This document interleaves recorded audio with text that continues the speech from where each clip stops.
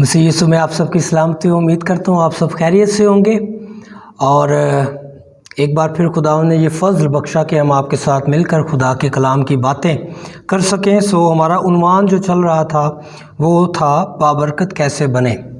یہ آج ہماری تیسری نشست ہے، اور جو نئے لوگ اس ویڈیو کو دیکھ رہے ہیں، کلام کو سن رہے ہیں، وہ ضرور ہماری پچھلی نشستیں بھی ضرور دیکھیں تاکہ آپ کو ایک آئیڈیا ہو جائے، آپ اس بات کو سمجھ سکیں کہ ہم کیسے کس طور سے بات کو جاری رکھے ہوئے ہیں۔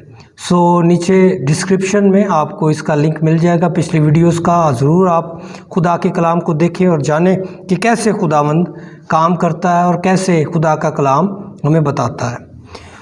آج یہ تیسری نشست ہے، اور آج ہم جاتی عبید ادوم کے بارے میں دیکھیں گے کہ کیسے خداوند نے اسے اور اس کے گھر کو برکت دی۔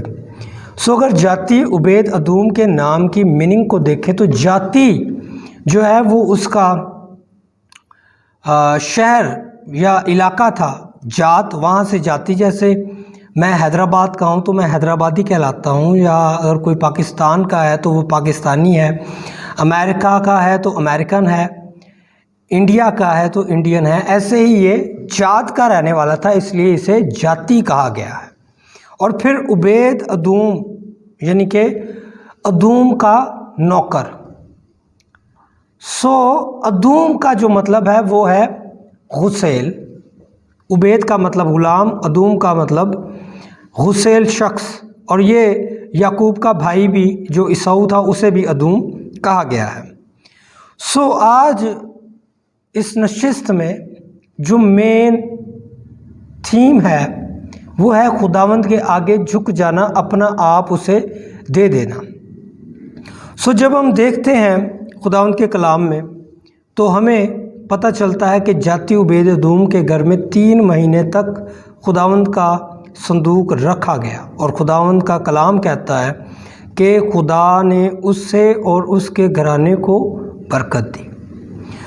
ہوتا کیا ہے کہ جب یہ اس کے گھر میں صندوق کو لایا جاتا ہے اور اس علاقے میں بڑی دہشت چھا جاتی ہے، کیونکہ کچھ دیر پہلے جو اوزا تھا، جس گاڑی پر عہد کا صندوق لایا جا رہا تھا، اوزا اس گاڑی کو چلا رہا تھا، اور عہد کا صندوق گرنے والا ہوتا ہے اور وہ اسے ہاتھ لگاتا ہے اور وہ مر جاتا ہے۔ دہشت بڑی چھا گئی تھی، سب ڈر رہے تھے کہ اب کیا ہوگا۔ جاتی عبید ادوم کو بھی یہ بات معلوم تھی، اس لیے اس نے کوئی بات نہ کی، لیکن ڈرا ہوا تھا، سہما ہوا تھا۔ اور پھر یہ عہد کا صندوق رکھ کر داؤد اور باقی اسرائیلیز، اسرائیلائٹس، یہودی اور سارے سپاہی سردار وہاں سے چلے جاتے ہیں، اور رات ہو جاتی ہے، سب سو جاتے ہیں اس کے گھر والے، لیکن یہ نہیں سوتا، اسے نیند نہیں آتی، ڈر اس کے روح میں اتر چکا تھا کہ اگر میں نے چھوٹی سی غلطی کی تو خدا مجھے ہلاک کر سکتا ہے، خدا مجھے مار ڈالے گا۔ اور یہ بڑے ڈر کے ساتھ، بڑے کانپتے ہوئے اس کمرے کی طرف جاتا ہے جہاں عہد کا صندوق رکھا تھا۔ یہ وہاں پر جاتا ہے اور وہاں پر یہ جھک جاتا ہے اور خدا کے آگے التجا کرتا ہے کہ خداوند، یہ عہد کا صندوق تیرا ہے، یہ مقدس صندوق تیرا ہے، یہ پاک صندوق ہے، یہ فاتح صندوق ہے، اس کے سبب سے تو عجیب عجیب کام کرتا ہے، ہم نے سنا ہے، ہم نے دیکھا ہے۔ پلیز براہ کرم، مہربانی، میں اس کی عزت کرتا ہوں، میں تیری عزت کرتا ہوں، میں تیرے حضور جھکتا ہوں، مجھے قبول فرما۔ اور یہی بات میرے اور آپ کے خداوند کو پسند آ گئی۔ وہ خداوند کے آگے جھک گیا، اس نے اپنا آپ خداوند کو سونپ دیا۔ اور پھر کیا ہوتا ہے؟ خداوند کو یہ بات جب پسند آتی ہے تو اسے اسی وقت سے سرفراز کرنا شروع کر دیتا ہے۔ جب وہ صبح اپنے کھیتوں کی طرف جاتا ہے، پہلے یہ ایک غسیل شخص، اس کے کھیت بھی اتنے کوئی خاص نہیں تھے، لیکن اس کے کھیتوں میں خدا ہریالی کو لے کر آ جاتا ہے۔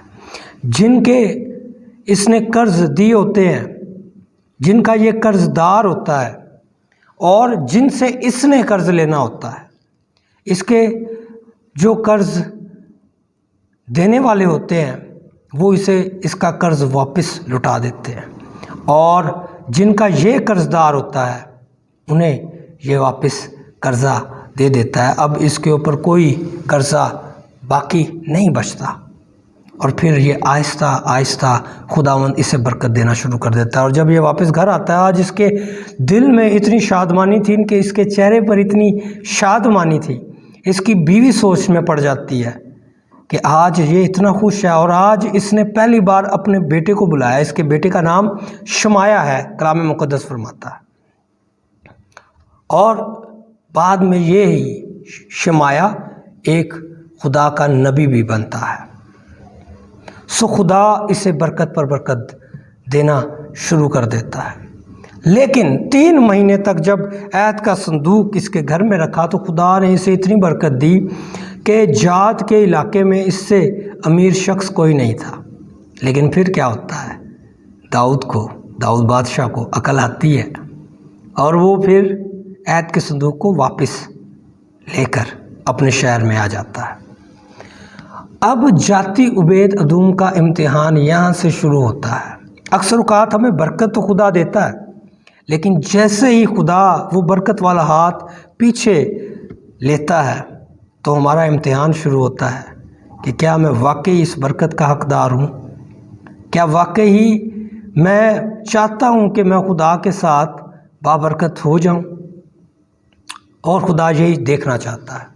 اور اس کے بعد پھر جو ہوتا ہے وہ ہم اگلی نشست میں ضرور دیکھیں گے کہ کیسے یہ عہد کے صندوق کے پیچھے جاتا ہے اور کیسے خدا اسے سرفراز کرتا ہے اور پھر برکت پر برکت دیتا ہے، اور پھر یہ ساری زندگی بابرکت رہتا ہے۔ سو آج کے لیے اتنا ہی۔ تو ضرور ہے کہ آپ چینل کو سبسکرائب کریں، خدا کے کلام کو لائک کریں اور آگے شیئر کرتے جائیں تاکہ بہت سے لوگوں تک خدا کا کلام پہنچے اور وہ بھی بابرکت بن سکے۔ آج کے لیے اتنا ہی۔ خداوند آپ سب کو بہت زیادہ برکت دے، آمین۔